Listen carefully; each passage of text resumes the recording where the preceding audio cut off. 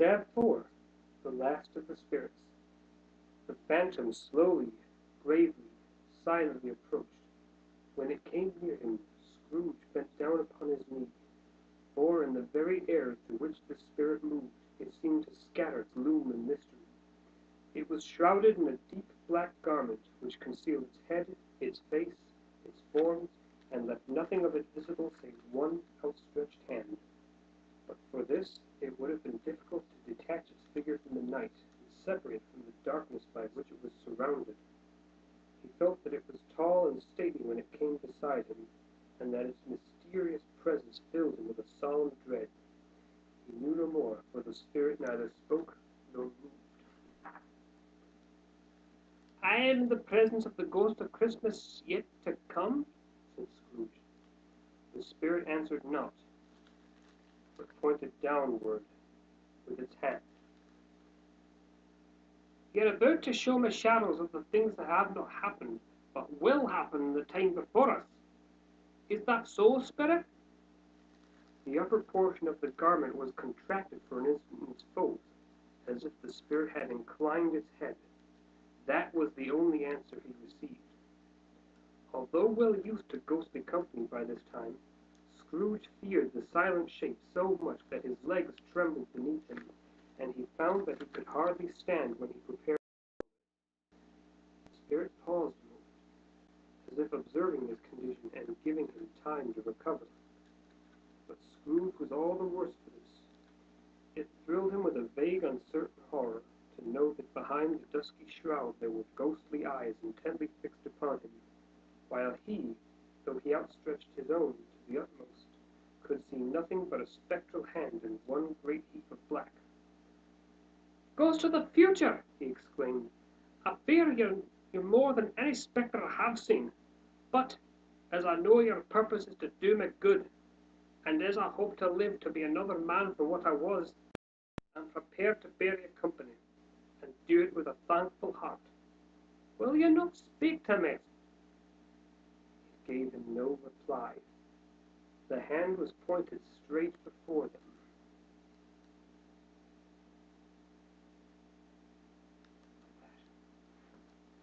"Lead on," said Scrooge. "Lead on. The night is waning fast, and it's precious time to me, I know. Lead on, spirit." The phantom moved away as it had come towards him. Scrooge followed in the shadow of its dress, which bore him up, he thought, and carried him along. They scarcely seemed to enter the city, for the city rather seemed to spring up about them, and encompass them of its own act. But there they were in the heart of it, on 'Change, amongst the merchants, who hurried up and down, and chinked the money in their pockets, and conversed in groups, and looked at their watches, and trifled thoughtfully with their great gold seals, and so forth, as Scrooge had seen them often. The spirit stopped beside one little knot of this. Observing that the hand was pointed to them, Scrooge advanced to listen to their talk. "No," said a great fat man with a monstrous chin. "I don't know much about it either way. I only know he's dead." "When did he die?" inquired another. "Last night, I believe."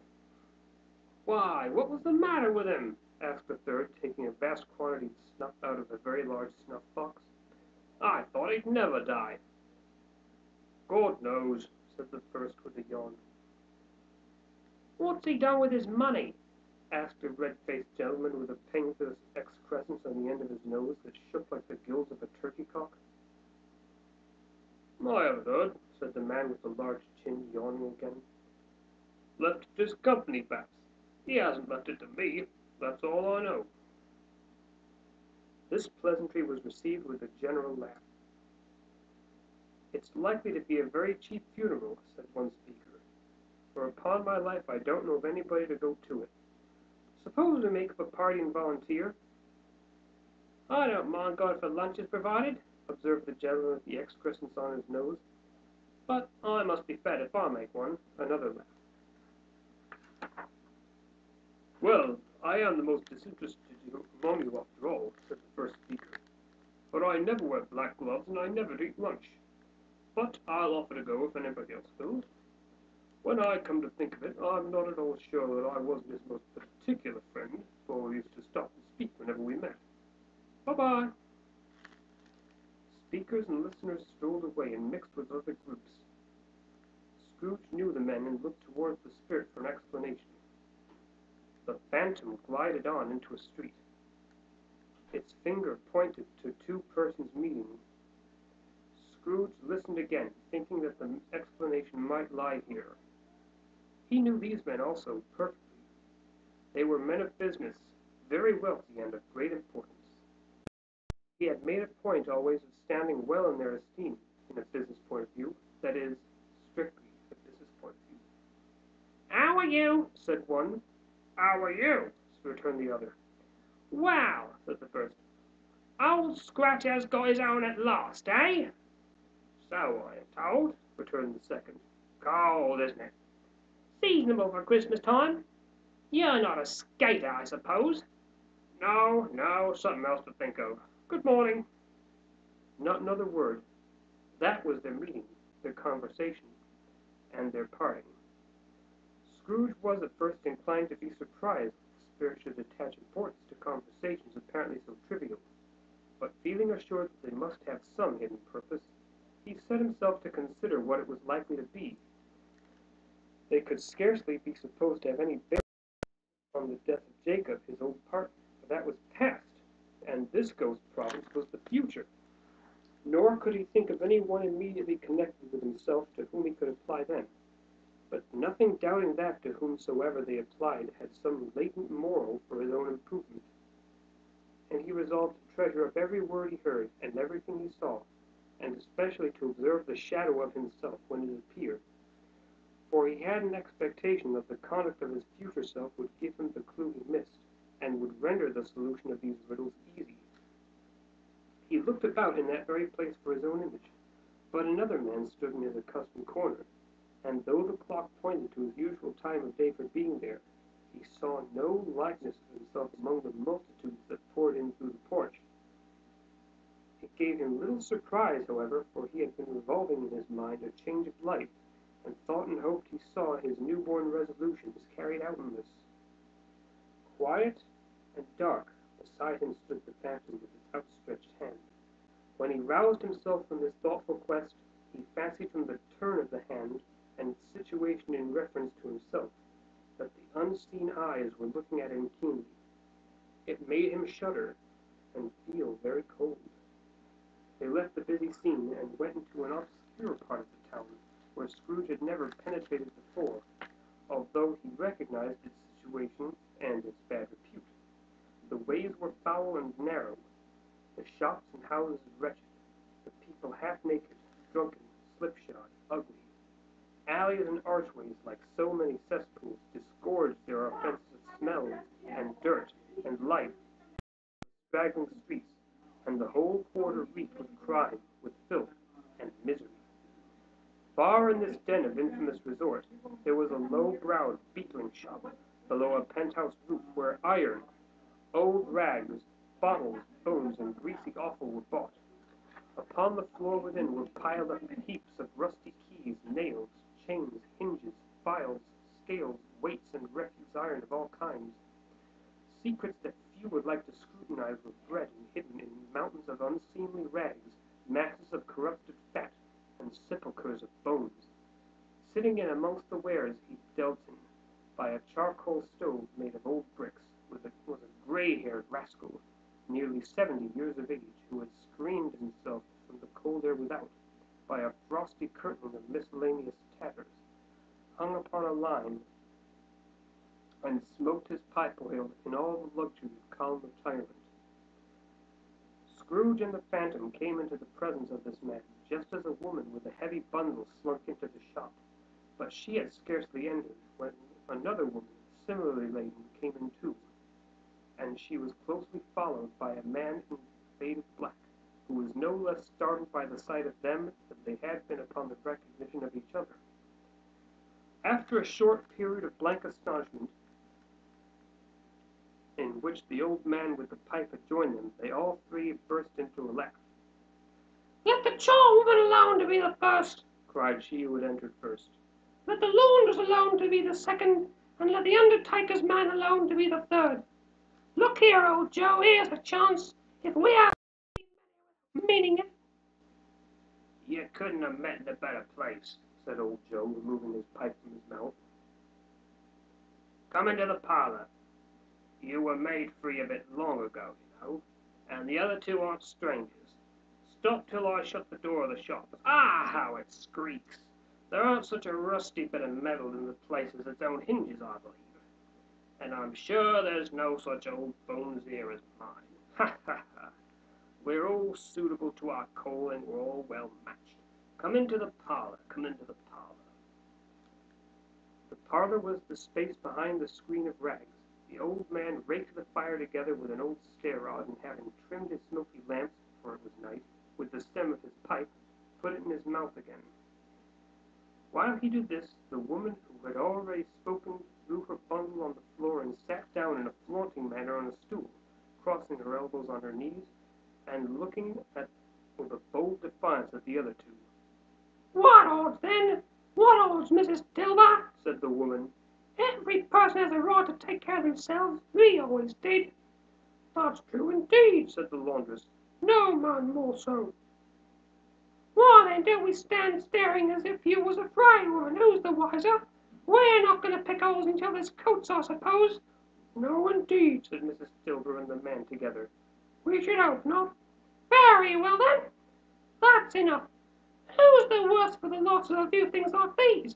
Not a dead man, I suppose. No indeed, said Mrs. Dilber, laughing. If he wanted to keep him after he was dead, a wicked old screw, why wasn't he natural in his lifetime? If he had been, he'd have had somebody to look after him when he was struck with death, instead of lying gasping out there lost alone by himself. It's the truest word that ever was spoke, said Mrs. Dilber. It's a judgment on him. I wish it was a little heavier one, and it should have been, you may depend upon it, if I could have laid my hands on anything else. Open that bundle, old Joe, and let me know the value of it. Speak out plain. I'm not afraid to be the first, nor afraid for them to see it. We knew pretty well that we were helping ourselves before we met here, I believe. It's no sin. Open the bundle, Joe.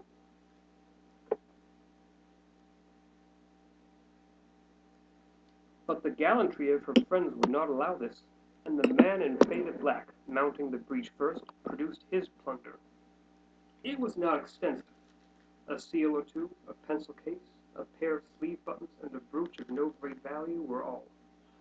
They were severally examined and appraised by old Joe, who chalked the sums he was disposed to give for each upon the wall and added them up into a total when he found that there was nothing more to come. That's your account, said Joe. And I wouldn't give another sixpence if I was to be boiled for not doing it. Who's next? Mrs. Dilber was next. Sheets and towels, a little wearing apparel, 2 old-fashioned silver teaspoons, a pair of sugar tongs, and a few boots. Her account was stated on the wall in the same manner. I always give too much to ladies. It's a weakness of mine, and that's the way I ruin myself. That's your account. If you ask me for another penny, I'd make it an open question. I'd repent of being so liberal and knock off half a crown. Now undo my bundle, Joe. He went down on his knees for the greater convenience of opening it, and, having unfastened a great many knots, dragged out a large and heavy roll of some dark stuff. What you call this? Said Joe. Bed curtains. Ah, returned the woman, laughing and leaning forward on her crossed arms. Bed curtains? You don't mean to say you took 'em down, rings and all, and lying there? Yes, I do. Why not? You were born to make your fortune, and you'll certainly do it. I certainly shan't hold my hand when I can get anything in it by reaching out for the sake of such a man as he was, I promise you, Joe, returned the woman coolly. Don't drop that oil on the blankets now. His blankets? Asked Joe. Whose else's do you think? Replied the woman. He isn't likely to take cold without 'em, I dare say. I hope he didn't die of anything catching, eh? Said old Joe, stopping in his work and looking up. Don't you be afraid of that. of his company that I'd lord her about him for such things if he did. Ah, you may look to that shirt till your eyes ache, but you won't find a hole at that place. It's the best he had, and a fine one too. I'd have wasted it if it hadn't been for me. What do you call wasting of it? Asked old Joe. Put it on to be buried in, to be sure, replied the woman with a laugh. Somebody was fool enough to do it, but I took it off again. If calico wasn't good enough for such a purpose, it ain't good enough for anything. It's quite as becoming to the body. It can't look uglier than it did in that one. Scrooge listened to this dialogue in horror, as they sat grouped about their spoil in the scanty light afforded by the old man's lamp. He viewed them with a detestation and disgust, which could hardly have been greater though they had been obscene demons marketing the corpse itself. "Ha, ha!" laughed the same woman when old Joe, producing a flannel bag with money in it, told out their several gains upon the ground. "This is the end of it, you see. He frightened everyone away from me when he was alive to profit us when he was dead. Ha, ha, ha!" "Spirit," said Scrooge, shuddering from head to foot. I see. The case of this unhappy man might be my own. My life tends that way now. Merciful heaven, what is this?" He recoiled in terror, for the scene had changed, and now he almost touched a bed, a bare, uncurtained bed, on which, beneath a ragged sheet, there lay something covered up, which, though it was dumb, announced itself in awful language. The room was very dark, too dark to be observed with any accuracy, though Scrooge glanced round it in obedience to a secret impulse, anxious to know what kind of room it was. A pale light, rising in the outer air, fell straight upon the bed. On it, plundered and bereft, unwatched, unwept, uncared for, was the body of this man. Scrooge glanced towards the phantom. Its steady hand was pointed to the head. The cover was so carelessly adjusted that the slightest raising of it, the motion of a finger upon Scrooge's part, would have disclosed the face. He thought of it, felt how easy it would be to do, and longed to do it, but had no more power to withdraw the veil than to dismiss the spectre at his side.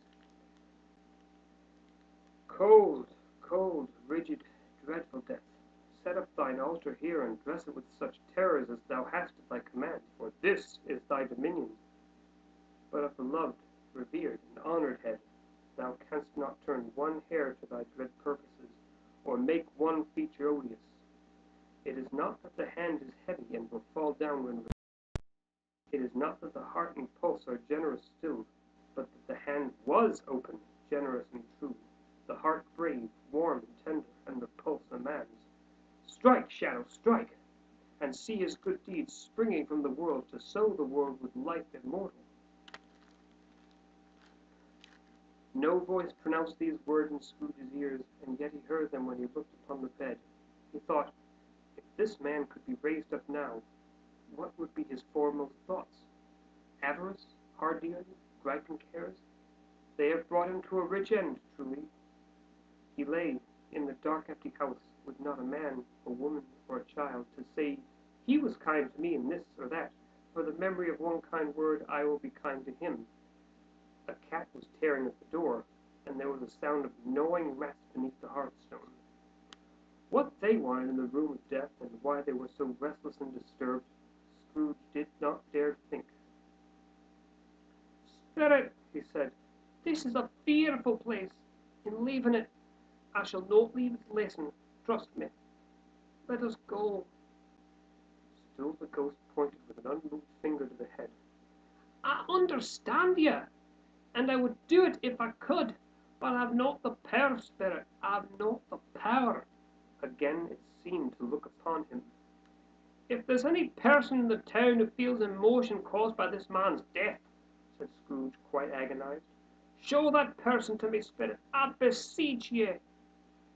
The phantom spread its dark robe before him for a moment, like a wing, and withdrawing it, revealed a room by daylight, where a mother and her children were. She was expecting someone, and with anxious eagerness, for she walked up and down the room, started every second, looked out from the window, glanced at the clock, tried, but in vain, to work with her needle, and could hardly bear the voices of the children in their play. At length the long-expected knock was heard. She hurried to the door and met her husband, a man whose face was careworn and depressed, though he was young. There was a remarkable expression in it now, a kind of serious delight of which he felt ashamed, and which he struggled to repress. He sat down to the dinner that had been hoarding for him by the fire, and when she asked him faintly what news, which was not until after a long silence, he appeared embarrassed how to answer. "Is it good," she said, "or bad, to help him?" "Bad," he answered. "We're quite ruined?" "No. There is hope yet, Caroline." "If he relents," she said, amazed, "there is." "Past hope if such a miracle has happened?" "He is past relenting," said her husband. "He is dead." She was a mild and patient creature if her face spoke truth, but she was thankful in her soul to hear it, and she said so with clasped hands. She prayed forgiveness the next moment and was sorry, but the first was the emotion of her heart. "What the half-drunken woman whom I told you of last night said to me when I tried to see him and obtain a week's delay, and what I thought was a mere excuse to avoid me, turns out to have been quite true. He was not only very ill, but dying then." "To whom will our debt be transferred?" "I don't know. But before that time we shall be ready with the money, and even though we were not, it would be bad fortune indeed to find so merciless a creditor in his successor. We may sleep tonight with light hearts, Caroline." Yes, softened as they would, their hearts were lighter.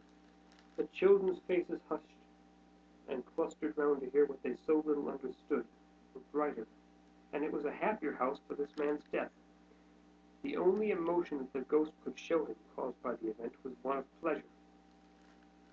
"Let me see some tenderness connected with a death," said Scrooge, "or that dark chamber spirit which we left just now will be for ever present to me." The ghost conducted him through several streets familiar to his feet, and as they went along, Scrooge looked here and there to find himself, but nowhere was he to be seen. They entered poor Bob Cratchit's house, the dwelling he had visited before, and found the mother and the children seated round the fire. Quiet, very quiet. The noisy little Cratchits were still as statues in one corner, and sat looking up at Peter, who had a book before him. The mother and her daughters were engaged in sewing, but surely they were very quiet.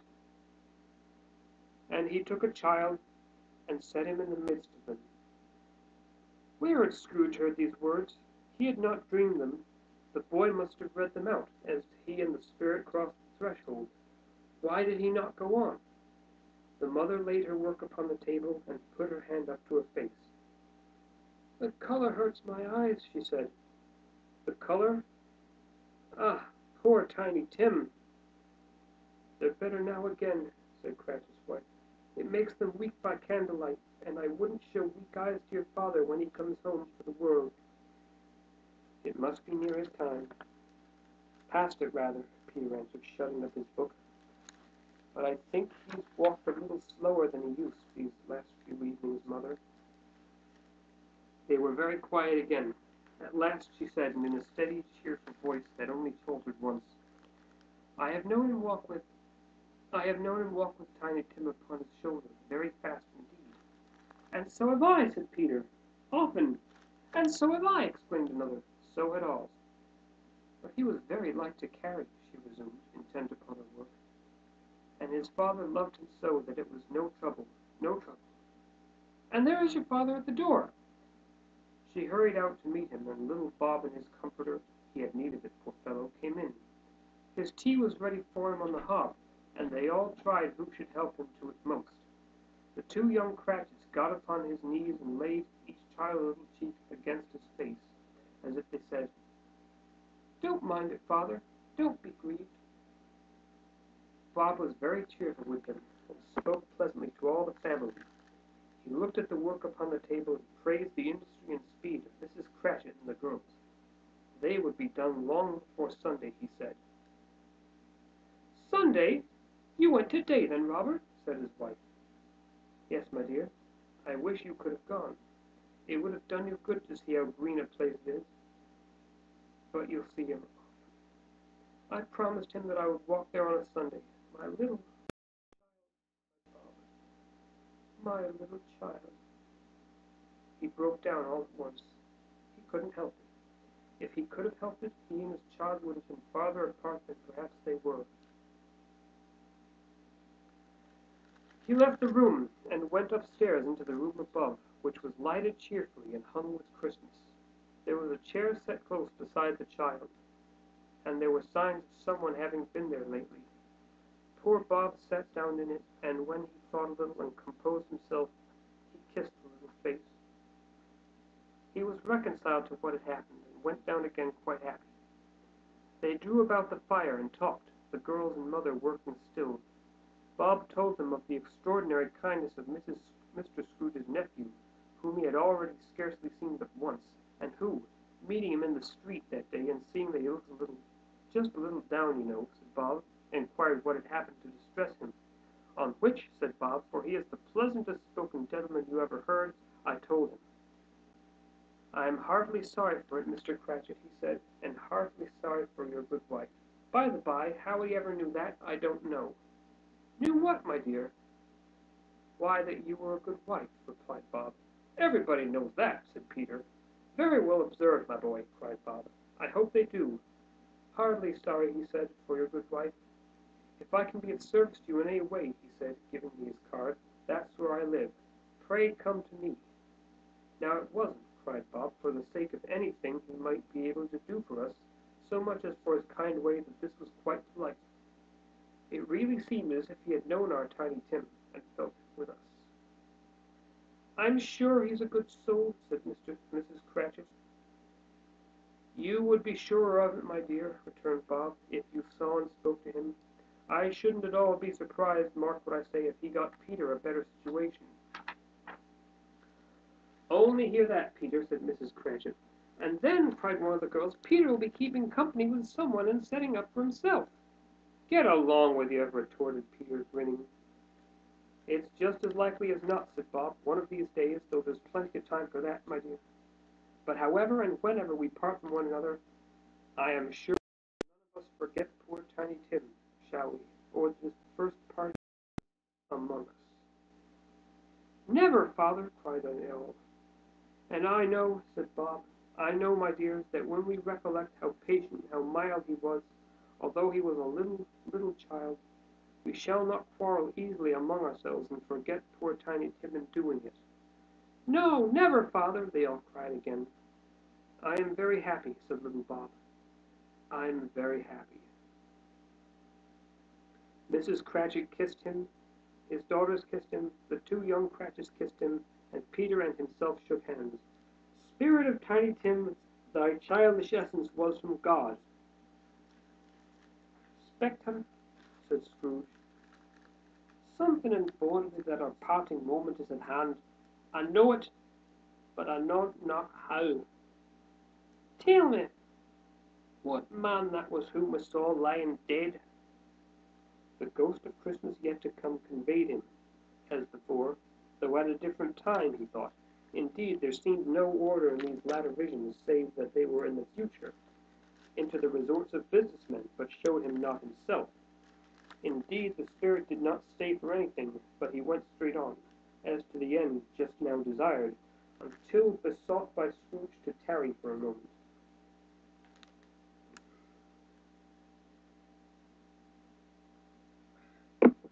This court, said Scrooge, through which we're hurrying now, is where my place of occupation is, and has been for a length of time. I see the house. Let me behold what I shall be in days to come. The spirit stopped. The hand was pointed elsewhere. The house is yonder, Scrooge exclaimed. Why do you point away? The inexorable finger underwent no change. Scrooge hastened to the window of his office and looked in. It was an office still, but not his. The furniture was not the same, and the figure in the chair was not himself. The phantom pointed as before. He joined it once again, and wondering why and whither he had gone, accompanied it until they reached an iron gate.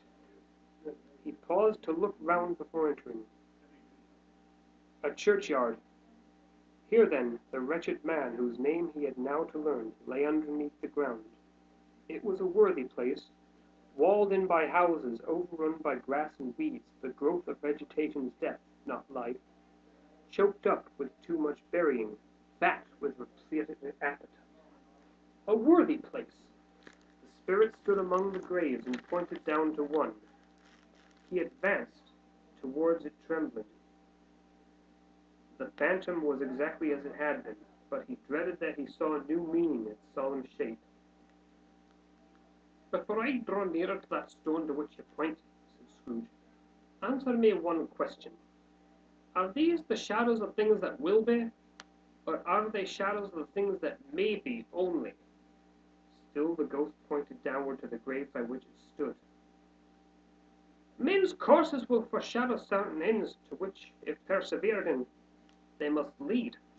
But if the courses be departed from, the ends will change. Say it is thus with what you show me. The spirit was immovable as ever. Scrooge crept towards it, trembling as he went, and following